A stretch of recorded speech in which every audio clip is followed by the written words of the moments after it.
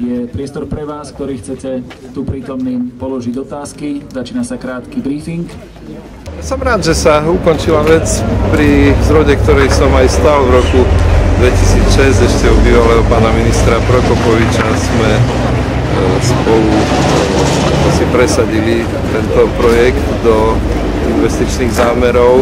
Isté, že vec sa ťahala trošku dlho aj pre istú nepriazeň, ja neviem povedať, osudu alebo niektorých politických strán, ale v závere pri dnešnej slávnosti strihania pásky som si uvedomil, že je to investícia, ktorá zvýši rýchlosť dopravy, bezpečnosť dopravy, zníži negatívne vplyvy dopravy na obyvateľov mesta, čo sa týka emisí a tak ďalej.